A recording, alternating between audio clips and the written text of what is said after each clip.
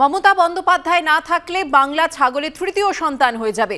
দেশের রাজনীতিতে মমতা বন্দ্যোপাধ্যায় আছেন বলেই বাংলা আলোচনায় থাকে। প্রতিষ্ঠা দিবসে মন্তব্য তৃণমূল সাংসদ সুদীপ বন্দ্যোপাধ্যায়।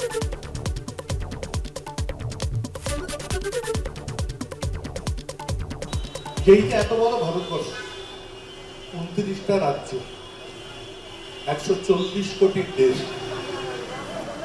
এই দেশে যে রাজনীতির একটা পরিবেশ, এই পরিবেশে বাংলাকে সবসময় আলোচনার প্রথমে রাখতে হয়। তার কারণ বাংলাতে মমতা ব্যানার্জি রাজনীতিতে আছেন। মমতা ব্যানার্জি যেদিন থাকবেন না, আবার দীর্ঘ রাজনৈতিক অভিজ্ঞতা বলেন দেশের রাজনীতির যা গতি প্রকৃতি, বাংলা ছাগলের 3 নম্বর বাচ্চা হয়ে গিয়ে মায়ের দুধ খাবার জন্য 5 থেকে 2 পাবে কিনা। সুদীপদা তো দেখলেন দিল্লিতে অভিষেক বন্দ্যোপাধ্যায় নেতৃত্বে কি ঝাঁঝ। মমতা বন্দ্যোপাধ্যায় না থাকলে বাংলা ছাগলের তৃতীয় সন্তান হবে, এটা উনি কেন বললেন? অন্ধ আনুগত্য দেখাতে চাইছেন। সামনে থাকলে ভাব সম্প্রসারণ শুনিয়ে দিতাম। প্রতিক্রিয়া কুণাল ঘোষের।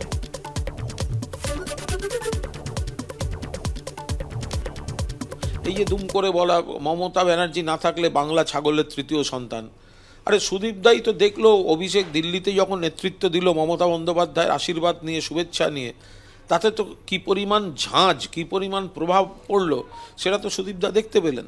তাহলে ছাগলের তৃতীয় সন্তান হয়ে যাবে, এটা তো ওনার বলা সাজে না। উনি কেন বললেন? উনি বক্তৃতা করে চলে গেছিলেন, তাই উনি যদি আরেকটু থাকতেন আমি সামনে বসে ওনাকে ভাব সম্প্রসারণটা শুনিয়ে দিতাম।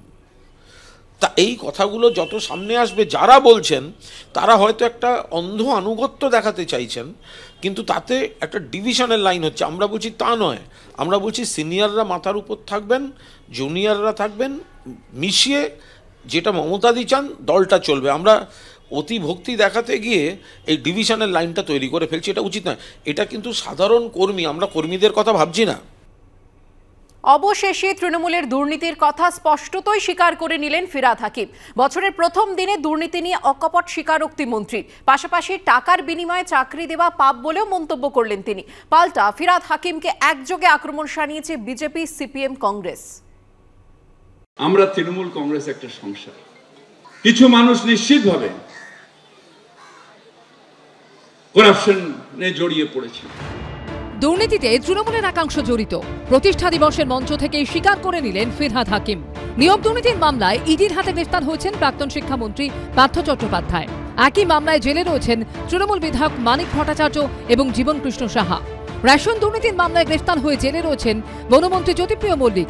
গরু পাচার মামলায় তিহার জেলে বন্দী তৃণমূল নেতা অনুব্রত মণ্ডল। দুর্নীতির মামলায় শাসক দলের একগুচ্ছ নেতার গ্রেফতারি নিয়ে বিরোধীরা যখন সরব, তখন তৃণমূলের প্রতিষ্ঠা দিবসের মঞ্চ থেকে বিস্ফোরক মন্তব্য করলেন ফিরহাদ হাকিম, যার বাড়িতেও নিয়োগ দুর্নীতির মামলায় সিবিআই অভিযান চালিয়েছে। যেদিন চাকরি দিয়ে পয়সা নেওয়ার মতন ঘৃণ্য কাজ করব, তার থেকে মায়ের মাংস কেটে খাওয়া অনেক বেশি ভালো বলে আমি মনে করি। এটা পাপ।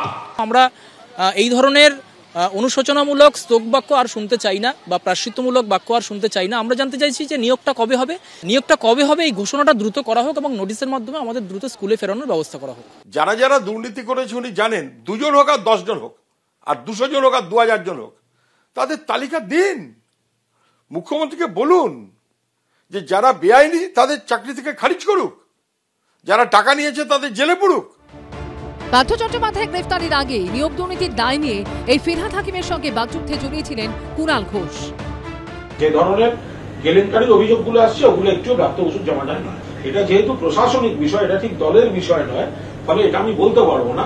পার্থদা একদিক থেকে তৎকালীন শিক্ষামন্ত্রী, অন্যদিক থেকে দলের মহাসচিব। কারোর কোনো প্রশ্ন থাকলে এই বিষয়ে পার্থদার কাছে গেলে পার্থদা ডিটেলটা বলতে পারবেন, হয়তো উনি জানবেন, আমি তো জানবো না। পার্থদার ক্যাবিনেটে আমিও মন্ত্রী, যদি কোনো জায়গায় হয় তাহলে ততটা দায়িত্ব পার্থদা, ততটা দায়িত্ব আমারও। এটা একটা কালেকটিভ পরিবার আমাদের, এটা আমরা কারোর কাছে কারোর দায় ঠেলতে পারি না। ক্যাবিনেটের মেম্বার কুণাল নয়। প্রায় 2 বছর পর ফিরহাদ হাকিম যখন দুর্নীতির সঙ্গে দলের একাংশের যোগ মেনে নিচ্ছেন, তখন পুরনো প্রসঙ্গ মনে করিয়ে খোঁচা দিতে ছাড়েননি কুণাল ঘোষ। সেদিনকে আমাকে কটাক্ষ করতে, আমাকে খোঁচা দিতে কেউ বাদ দেননি। আজকে তো আমরা নিশ্চয়ই ক্ষমা চাইছি, ঠিক, তখন বাধা দেননি কেন? তখনও যখন আমি একটা আওয়াজ তোলার চেষ্টা করেছিলাম তখনও আমাকে বলা হয়েছে যে কুণাল মন্ত্রিসভার কেউ না, এটা মন্ত্রিসভার কালেকটিভ ডিসিশন।